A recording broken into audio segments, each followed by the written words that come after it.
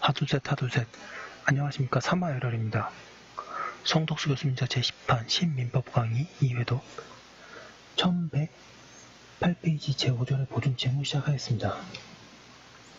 사마열혈TV 7차 추천을 부탁드리고 유튜브 구독을 권합니다.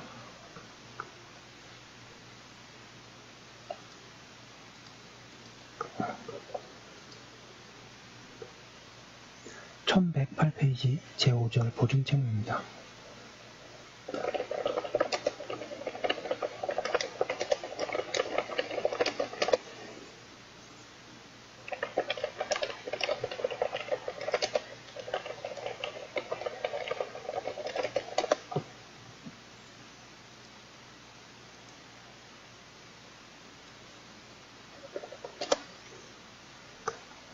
서설 1번의 보존채무의 의의. 양가로 1번에 보존채무란 타인이 그의 채무를 이행하지 않을 경우에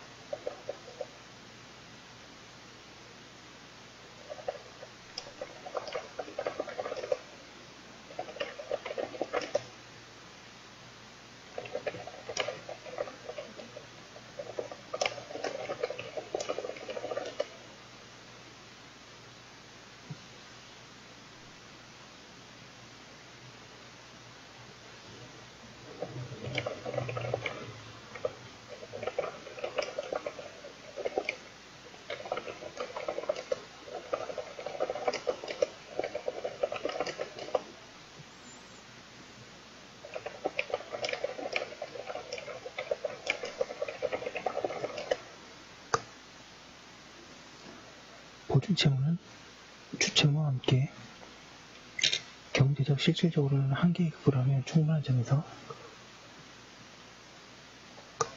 다수장사자의 채무로서 규율될 수도 있고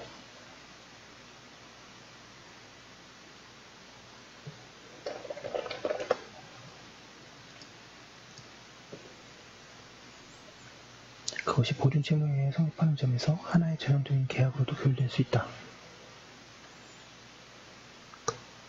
그런데 민법은 전자의 견지에 서 있다. 이와같이 민법상 보존채무는 다수장사자의 채무이나 그 작용한 채권을 담보하는 데 있다. 즉 보존채무는 보존인이 주채무자의 채무와 같은 채무를 부담함으로써 그 보존인이 모든 재산을 책임재산으로 되도록 하고 그 결과 채권자의 주채무자에 대한 채권을 담보하는 일정의 1109페이지의 인적 담보인 것이다.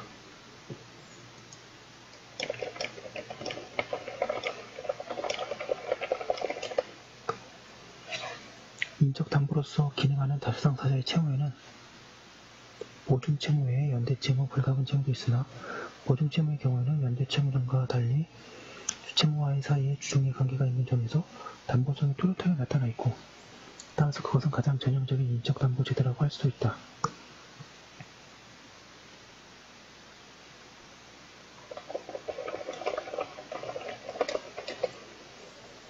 양가로 2번에 근래 일반인의 보증의 피해를 방지하기 위하여 보증인 보호를 위한 특별법이 제정되어 시행되고 있다. 이 법은 일반인이 대가를 받지 않고 호의로 금전 채무의 보증을 한 경우에 관하여 통일을 규정하고 있다. 그리하여 가령 기업의 대표자가 그 기업의 채무에 대하여 보증을 하는 경우에 그와 같은 여러가지 특수한 경우에 이 법이 적용되지 않는다. 그리고 이 법의 규정은 편면적 강행 규정이다. 이번에 보증채무의 법적 성질.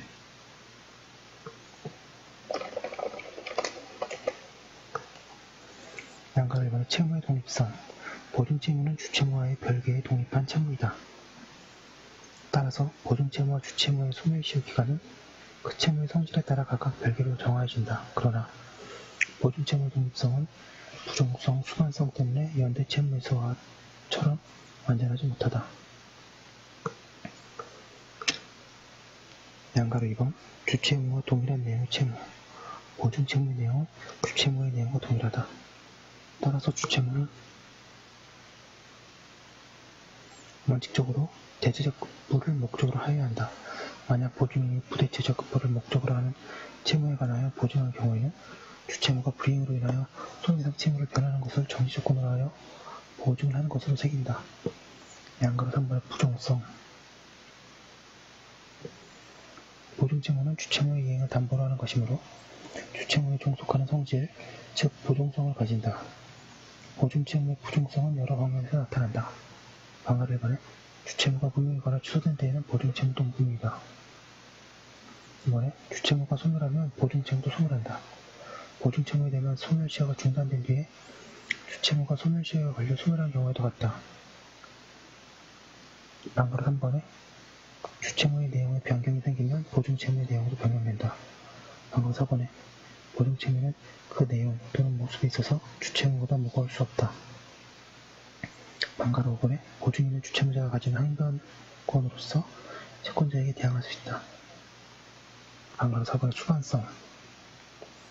주채무자에 대한 채권이 이전하는 때에 원칙적으로 보증인에 대한 채권도 이전한다. 다만 1110페이지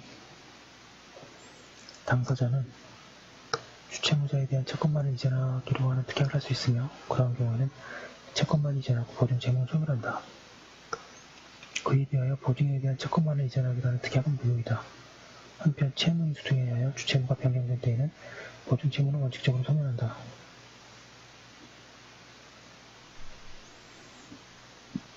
보증채무는 주채무에 대한 부종성 또는 수반성이 있어서 주채무자에 대한 채권이 이전되면 당사자 사이에 별도의 특약이 없는 한 보증인에 대한 채권도 함께 이전하고 이 경우에 채권연도의 대항 요건도 주채권의 이전에 관하여 구별하면 속하고 별도의 보증채무에 관하여 대항 요건을 갖출 필요는 없다고 할 것이다. 그런데 주채권과 보증인에 대한 채권의 귀속 주체를 달리하는 것은 주채무자의 항변권으로 채권자에게 대항할 수 있는 보증인의 권리가 침해되는 등 보증채무의 부종성에 반하고 주채권을 가지지 않은 자에게 보증채권만을 인정할 실익도 없기 때문에 주채권과 분리하여 보증채권만을 양도하기로 하는 약정은 그 효력이 없다고 할 것이다. 양가로고의 보충성. 보증채무는 주채무가 이행되지 않은 경우에 이행할 채무이다. 따라서 보충성을 가진다. 그러나 이것은 주채무자가 이행하지 않은 경우에만 청구할 수 있다는 것이 아니고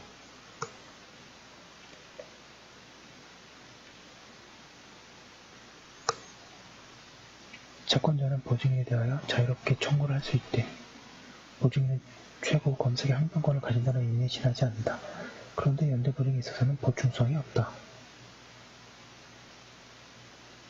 양가로 3번의 보증의 종류. 보증 채무를 부담함으로써 주채무에 대한 채권을 담보하는 제도를 보증이라고 한다. 그러한 보증에는 보통의 보증 외에도 다음과 같은 여러 가지 모습의 것이 있다. 방가를 1번의 연대보증. 보증인이 주채무자와 연대하여 보증하는 것이다.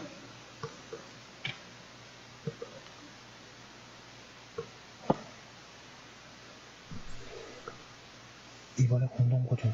수인이 동일한 채무를 보증하는 것이다. 3번의 근보증. 일정한 계속적인 거래관계로부터 장차 발생하게 될 불특정 다수의 채무를 보증하는 것이다. 방가로 4번의 부보증. 보증을 다시 보증하는 것이다. 5번의 구상보증. 보증인이 채권자에게 변제할 때까지 가지게 되는 주채권자에 대한 구상권을 보증하는 것이다. 6번의 배상보증. 채권자가 주채무자로부터 이익을 받지 못한 부분에 관해서만 보증하는 것이다. 1111페이지 보겠습니다. 민법의 보증에 관한 규정은 그 성질이 반하지 않는 한 보증보험 계약에도 적용되는 것이긴 하나 이는 성질상 허용되는 범위 내에서 보증의 범위가 보증보험에도 적용될 수 있다는 것에 불과할 뿐 이로써 보험계약이 민법상 순수한 보증계약과 같이 된다거나 보증계약으로 전환된다는 의미로 볼 수는 없다. 따라서 보증보험계약이 보험계약으로서 효력이 없다면 이는 그 자체로 무효이고 이를 보증계약으로나마 유효하다고 할 수는 없다고 하고 있습니다. 보증채무 서술을 받고요. 여기까지 한 거 올려두고 잠깐 쉬었다가 다음 거 하도록 하겠습니다.